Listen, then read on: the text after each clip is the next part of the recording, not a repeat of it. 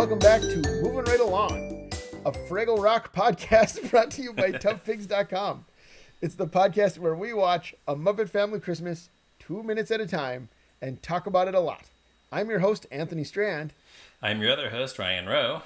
And I'm a silly creature named Joe Hennes. Nice. Thanks for joining us from outer space. Right, and Joe is joining us from outer space to talk about minutes 33 and 34 of A Muppet Family Christmas. In these minutes, frogs and Fraggles alike sing Pass It On. So we start the same way we ended last time, with Wembley saying, I'll say, for the third time. His most emphatic, I'll say. Yeah, he's just like, he's all about it in this one. Yeah. Then Boober says, don't touch them. Frogs are probably noted germ carriers. Which is, like you talked yesterday, Ryan, you talked about Jerry Juhl getting to write the Fraggles one more time. Yeah. Like, there it is. Like, there's Boober. It's perfect. And also, that's great, because in one line, yeah, exactly, in one line, you know who Booper is if you haven't seen Fraggle Rock before. Right, which I hadn't. And I also assumed that was his catchphrase. What if Boober said they're noted germ carriers, you'll get warts? Oh, yeah. Kermit would have said, actually, that's a myth. And then see that's how you get Carol Kane in your special for free. She just shows up when you do that. Missed opportunity. That would have been great. Missed opportunity. Although I do like the idea that the Fraggle Rock equivalent of Carol Kane is the trash heap, showing up to say yes. Yeah, I'd like that. That'd be great. Love that trash heap. But you're talking about Jerry Juhl being a genius, and he is. But the thing that I really, really love about this specific scene, where, like, kind of starting with the previous 2 minutes from last week's episode, or yesterday's episode rather, where each of the Fraggles kind of gets like their like a little moment here to kind of explain who they are, like what their personality is in the briefest of moment before we kind of jump into the song. To me, it's like hearing them bounce off of each other. And to hear that the way that Fraggles speak to each other has a very specific pattern. And we've already seen, like, the Muppet Show characters have their own pattern. The Sesame Street characters have their own pattern. And this isn't just getting a whole bunch of our favorite characters into one special. It's really merging these three franchises that all have very specific voices. I think, like, Muppets and Sesame have crossed over a couple of times. And, you know, like, most of the performers are exactly the same. So, like, it's kind of easier in a lot of ways to mix those two together, but adding Fraggle Rock into the mix really, I think, highlights that idea of them having very specific voices from a writer's perspective. Yeah, and thinking about Jerry Juhl being able to write so well for these different types of characters makes me think, like, of course I'm so happy that he did almost all of his career was spent working on Jim Henson projects, but it would have been cool if Jerry Juhl had written, like, an episode of Cheers or something, just to see what he could do with a different kind of format. Sure. As long as we're talking about it, he did write a delightful children's book called The Big Orange Thing that is not Henson related and is a delight. This is from the late 60s. Yeah, Wow. I have not read that. From the late 60s? So Wow. look that up. I want Early it. 70s maybe? Gotta find it now. Yeah. Joe, I got it through Interlibrary Loan one time. Yeah. All right, I'm going to find You it. could always do that. I could. Go to your local library and read all about it. Correct. So a little touch that I love is while Boober says frogs are probably noted germ carriers, Robin shakes his head like he's annoyed. Well, it is annoying. Germs. I mean, would you like it if Yeah. someone said, "Oh, that Anthony, he's a noted germ carrier"? You'd be I like, would "Oh not. man, I don't want to know about that. Don't spread that rumor. That's not cool." Yeah.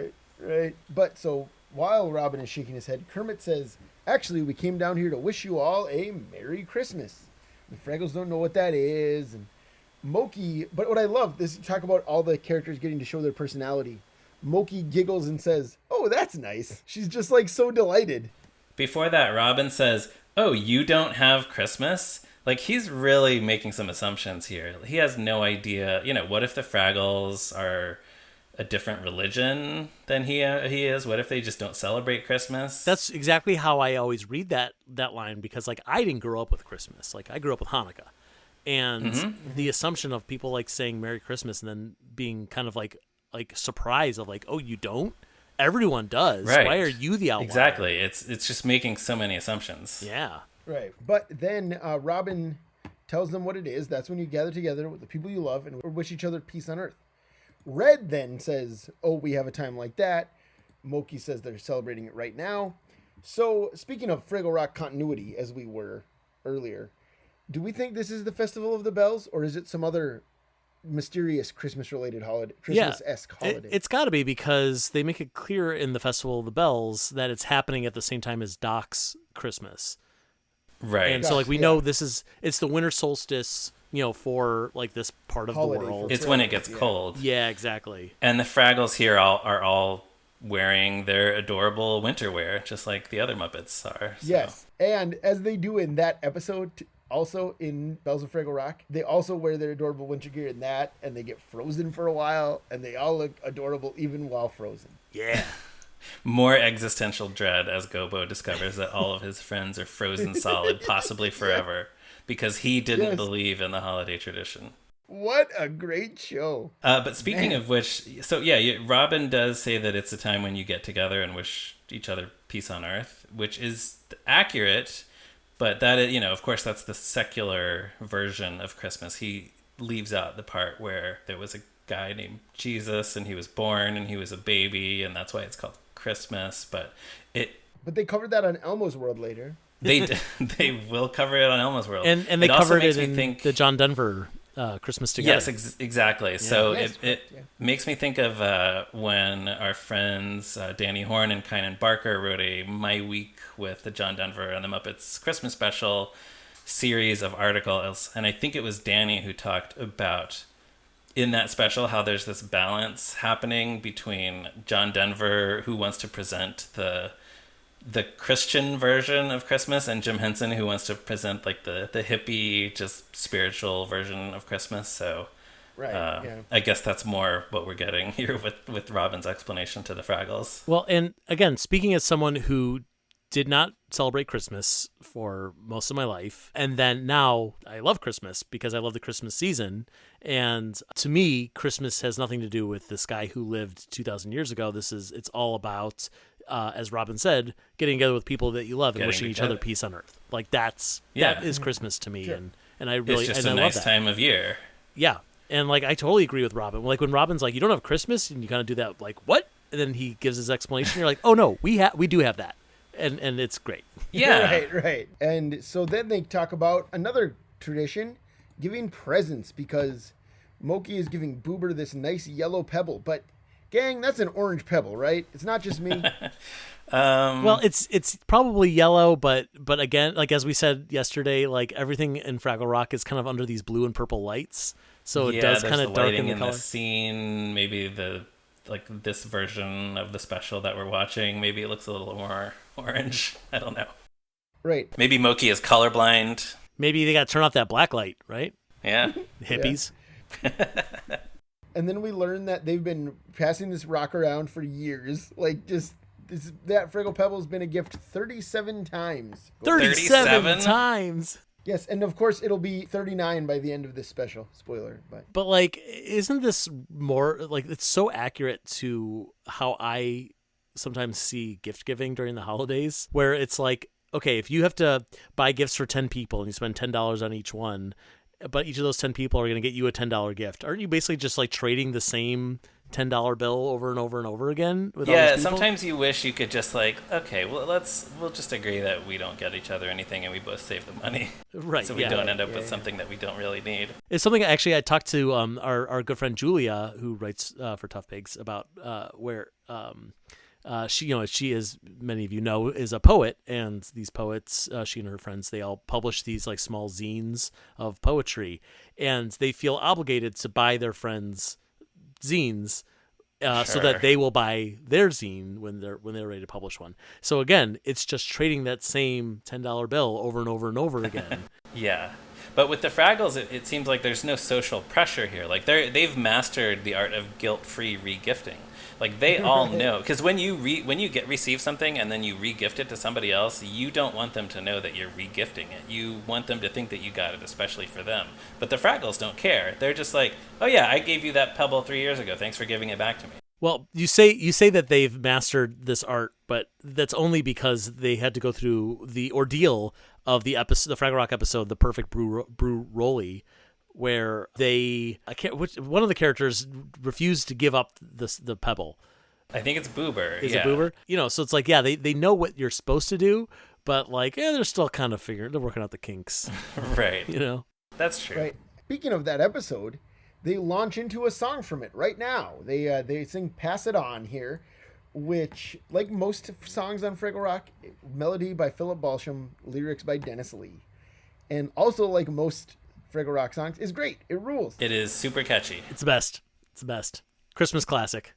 Well, it's did you guys have the VHS releases from the 90s? Of what, Fraggle Rock? I don't think Fraggle I had Rock, this one. No. Because the one, it's like a festive Fraggle holiday or whatever it is Bells of Fraggle Rock, the actual Christmassy episode. And then it's this one. It's Perfect Blue Rolly because this song is in a Christmas special. I should have done more research. But does that one take place at someone's birthday? Or why does he feel like he's supposed to give it as a gift?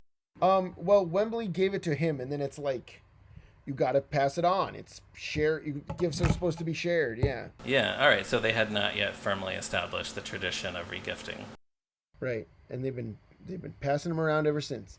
Very interesting. But this is like Fraggle anthropology here. But here's the other thing that I really love about the fact that the Fraggle segment is focused a little bit on this pebble passing, is that when we met the Sesame Street characters earlier in the special, there's a little bit of a focus on like, oh, we're the ones who do educational stuff, you know, with Bert and Ernie talking about bunk beds and all that stuff, counting the sad frogs, whatever. But here, like, we meet the Fraggles and they're already teaching like a mini lesson on interconnectivity, which is what Fraggle Rock is all about. You're like right. This is the thing that brings us all together. And like, of course, we're just talking about the Fraggles here, but like amongst the Fraggles, we all share this pebble. During our holiday, we pass that pebble around, you know?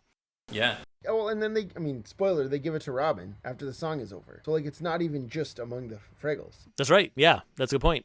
Now they're connected to the frogs. Yeah.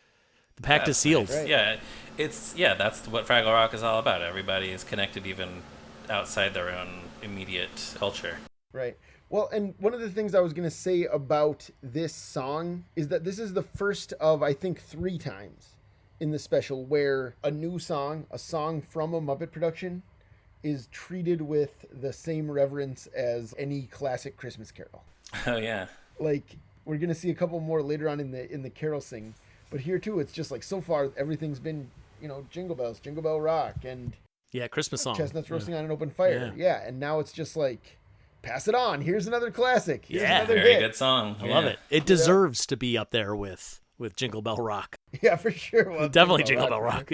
But no, one of the things that I love too is that, speaking of just the spirit of Fraggle Rock, the song starts with Gobo and Wembley duetting, which is how the closing theme song starts on Fraggle Rock.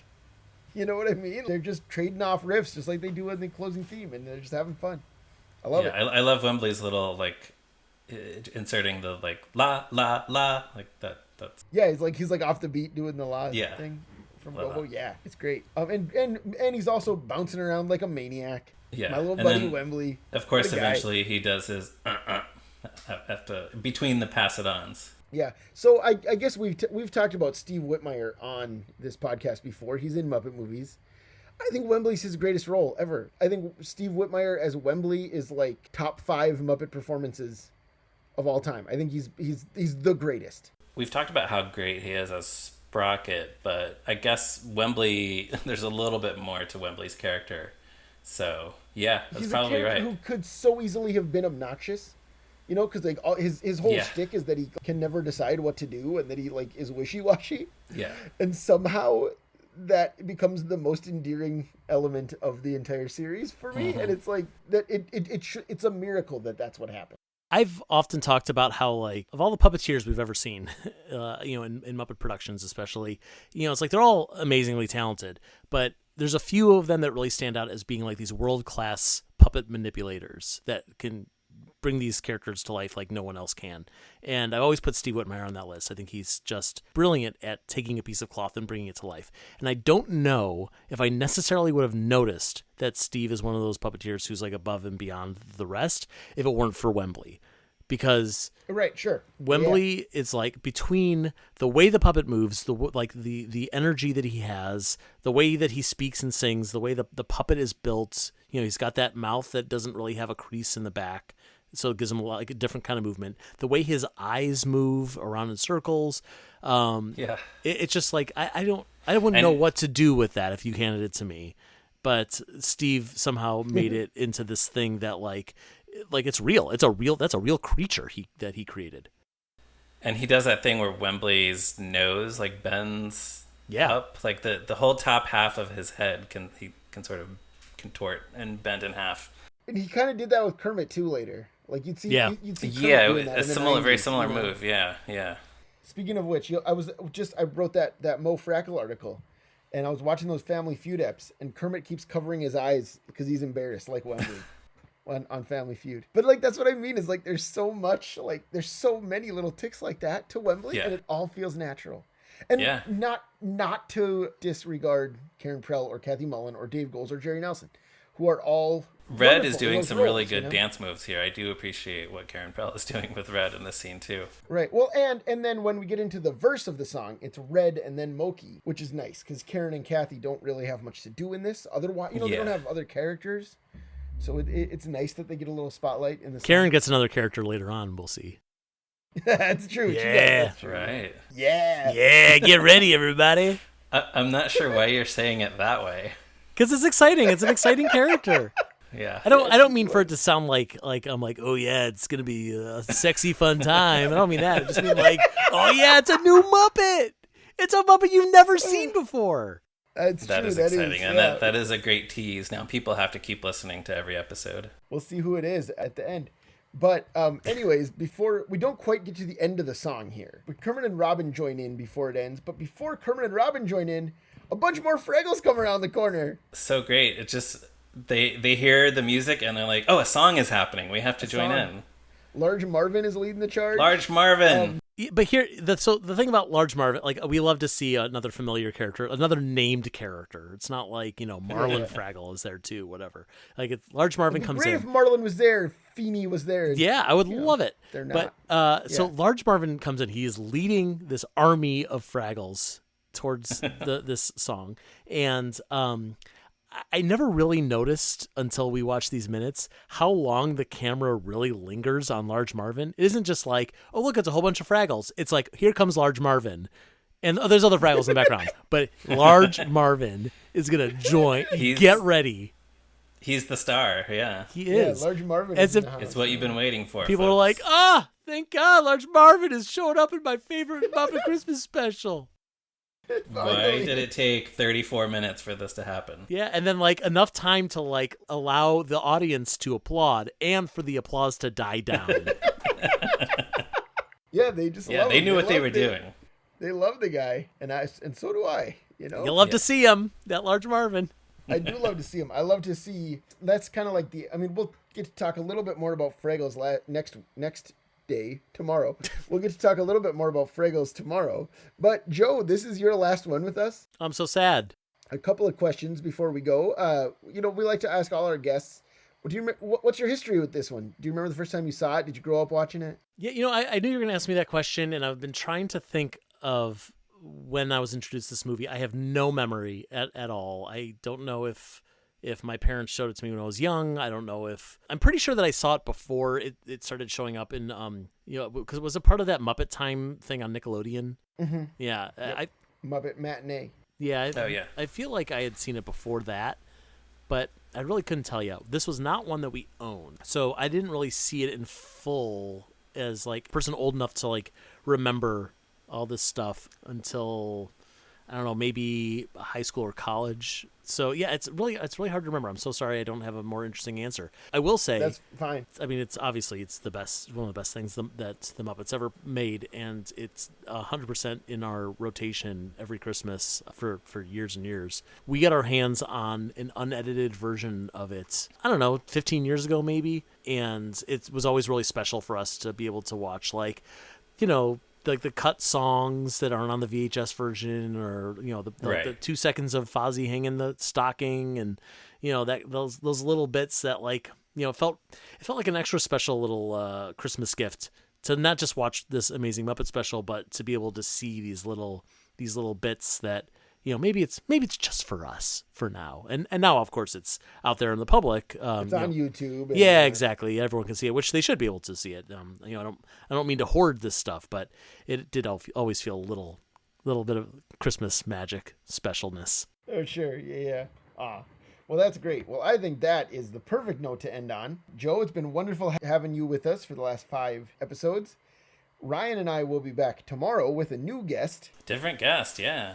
Different guest. Our final guest, actually. We're cruising right through these. I guess that's what happens when you put them out every day. Yeah. But that's all for now. We'll see you tomorrow. Goodbye. Pass it on.